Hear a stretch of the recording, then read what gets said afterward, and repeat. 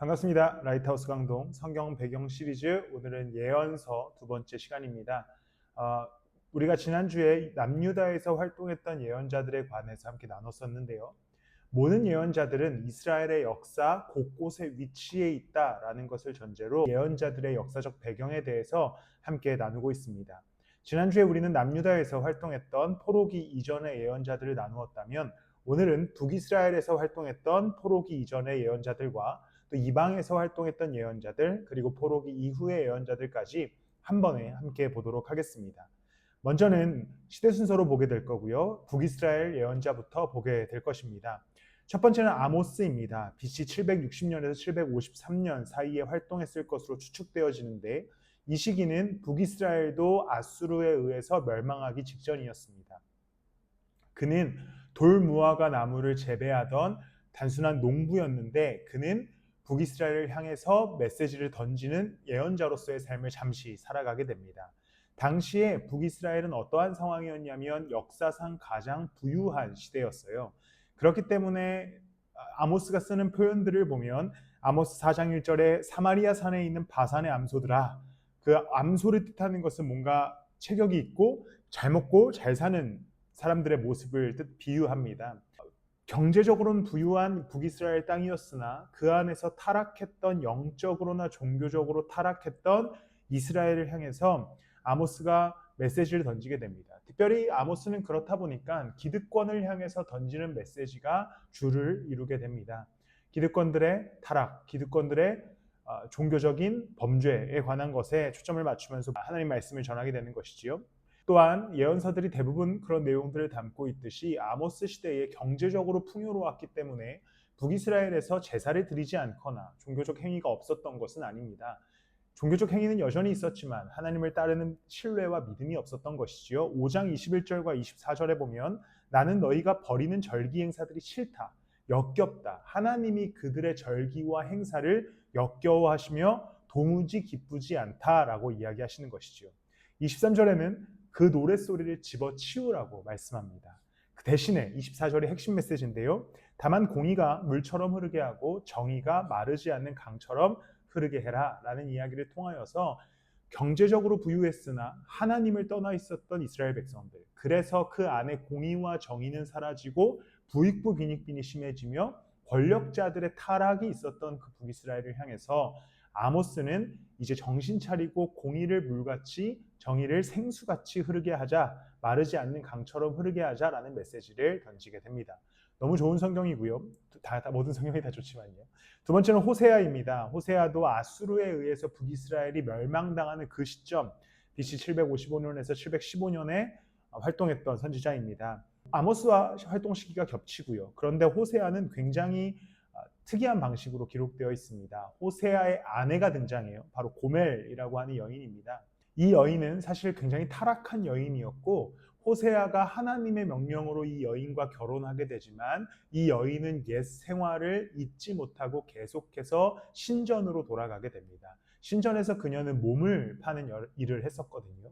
그러면서 그런 상황 속에서 호세아가 다시 한번 고멜을 찾아가고 고멜을 데리고 오고 또 고멜은 도망가고 호세아가 데리고 오고 이러한 일련의 과정을 통하여서 하나님이 그 호세아라고 하는 인물의 결혼 생활을 통해서 보여주고 싶으셨던 말씀은 우리가 떠나도 하나님은 기다리신다라는 말씀입니다. 2장 19절이에요. 그때에 내가 너를 영원히 아내로 맞아들이고 너에게 정의와 공평으로 대하고 너에게 변함없는 사랑과 긍휼을 보여주고 너를 아내로 삼겠다. 완벽한 비유지요. 하나님이 우리에게 주신 비유가 호세아의 결혼 생활 속에서 드러난다는 것을 알 수 있습니다. 하나님이 우리를 향한 사랑에 관한 말씀을 호세아를 통해서 알 수 있는 것이지요.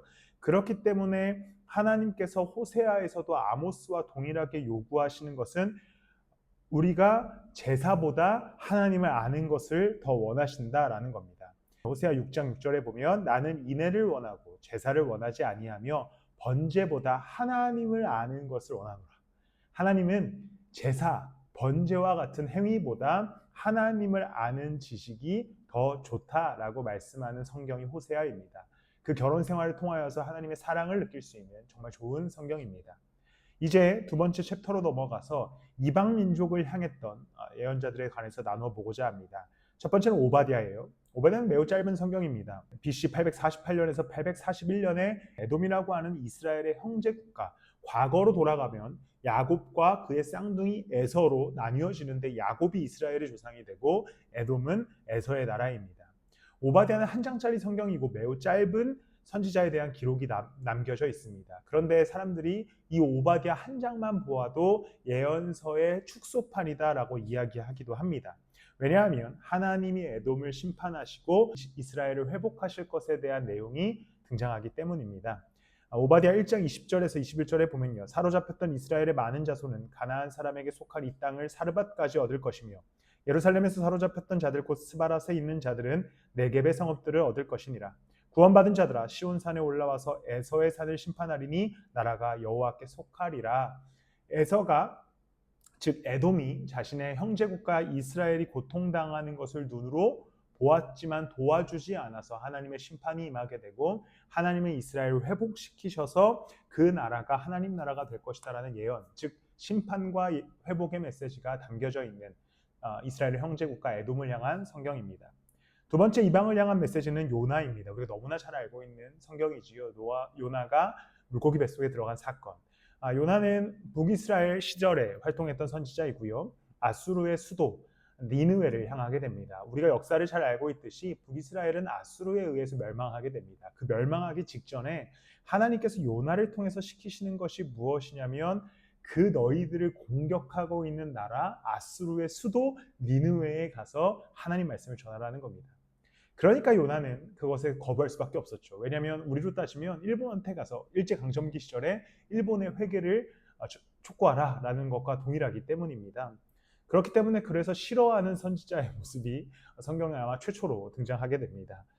그러나 하나님께서는 요나가 뜻을 피하여 도망갔으나 다시 그를 물고기 뱃속에 들여보내서 회개의 과정을 거치게 하고 다시 하나님의 뜻을 따르게 하는 것, 이것이 우리에게 주는 또한 메시지는 우리도 늘 하나님의 뜻을 피하려고 하지만 결국 하나님의 뜻을 향해 돌아오게 되는 인생의 이야기를 우리도 동일하게 살펴볼 수 있지 않을까 싶습니다. 우리가 인간의 노력으로 나의 인생을 개척하려고 하지만 결국에 우리는 하나님 뜻에 순종하는 것이 더 귀하고 좋은 일이다 라는 묵상을 하게 되었습니다. 세 번째는 나훔입니다. 나훔은 북이스라엘이 아수르에 의해서 멸망하지요. 그리고 나서 이제 그 아수르를 향해서 메시지를 던지는 선지자가 나훔입니다. 출신과 출신 지역이 명확하게 나와 있진 않지만 한번 나훔서를 읽어보시면 굉장히 신랄하고 과격하게 아수르의 패망을 선포하게 됩니다. 문학적으로는 굉장히 아름다운 성경으로 알려져 있는데요. 유려한 문체와 또 장엄한 형식의 극적인 형식의 표현으로 아수르의 멸망을 선포하게 되는 것이지요. 북이스라엘을 멸망시킨 아수르가 곧 멸망할 것에 대한 예언이 선포된 다음에 결국에 아수르는 실제로 바벨론에 의해서 멸망하게 됩니다.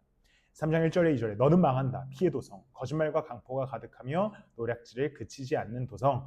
이렇게 그들을 심판하는 겁니다. 이렇게 이방을 향한 세 명의 예언자를 나눠봤고요. 이제 이스라엘 백성들이 남유다와 북이스라엘이 멸망하여서 포로기를 갖게 되지요. 포로기에서 활동했던 선지자들에 관해서 나눠보고자 합니다. 먼저는 다니엘입니다. 다니엘의 선지서로 볼 것인가 묵시서로 볼 것인가에 대한 논쟁은 있지만 그때 활동했던 인물이기에 다니엘을 한번 짚고 넘어가 보고자 합니다. 다니엘은 바벨론이라고 하는 강대국이 서서히 쇠퇴할 때 그리고 페르시아라고 하는 나라가 신흥 강자로 떠오를 때에 포로로 끌려간 엘리트에 관한 이야기입니다. 사드락과 메삭 그리고 아벳느고, 다니엘의 다른 이름은 벨드사살인데요. 이 네 명의 인물이 거기서 겪는 일들, 다니엘의 개인의 삶을 통해서 하나님의 메시지를 전달해주고 있고요. 또한 뒤에 부분에는 다니엘이 보는 꿈과 환상을 통하여서 하나님의 메시지를 던져줍니다. 다니엘은 우리가 나중에 묵시서를 하게 될 때에 한 번 더 살펴볼 것이니까요. 이렇게 역사적 배경만 짧게 짚고 넘어가겠습니다. 두 번째는 에스겔입니다. 에스겔은 포로기에 있었던 남유다와 북이스라엘 모든 민족을 향해서 메시지를 전달하는 성경입니다. 에스겔은 제사장 집안의 사람이었고요. 또한 하나님의 뜻을 그냥 전달하기보다 굉장히 상징적으로 전달하며 환상을 통해 메시지를 전했던 인물입니다. 예를 들어서 왼쪽으로 390일을 누워있고 오른쪽으로 40일을 누워있고 털과 수염을 깎으면서 다양한 방식으로 하나님의 말씀을 전하는 사람이었던 것이지요. 그렇기 때문에 그 안에서 이스라엘 백성들에게 회복에 관한 이야기를 하나님의 뜻을 통해서 이야기해 줄 수 있었던 인물이었던 것이지요. 특별히 에스겔의 핵심 메시지는 37장 4절과 6절, 우리가 너무나 잘 아는 말씀인데요. 너는 이 뼈들에게 대언하여라. 너는 그것들에게 전하여라. 너희 마른 뼈들아, 너희는 나 주의 말을 들어라. 나 주 하나님이 이 뼈들에게 말한다. 내가 너희 속에 생기를 불어넣어 너희가 다시 살아나게 하겠다. 완벽한 불가능성. 마른 뼈가 살아나는, 불가능이 가능케 되는 이 하나의 환상을 통해 남유다와 이스라엘의 회복을 선언한 성경이 에스겔입니다.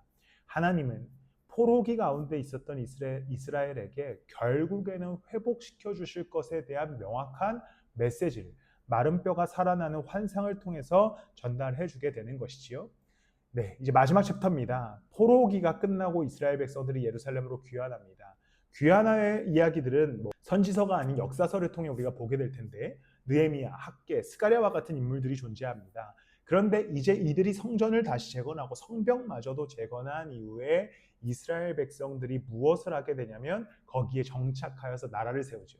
그리고 100년이 흐릅니다. 어떻게 됐겠습니까? 당연히 그들이 또 하나님을 떠나게 되는 것이지요.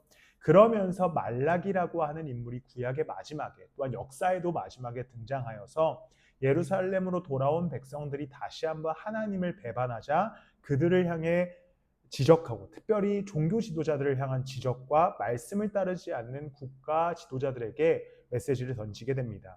특별히 어떠한 방식으로 성경이 구성되어 있냐면 백성들이 질문합니다. 우리가 언제 잘못했습니까? 그럼 말라기가 그것에 대해서 하나님의 말씀을 대답하고, 하나님이 우리를 언제 사랑하셨습니까? 그거에 대해서 대답하는, 소위 변증법의 방식을 통하여서 하나님의 말씀을 전달하고 있는 것이지요. 대표적으로 2장 17절에 보면요.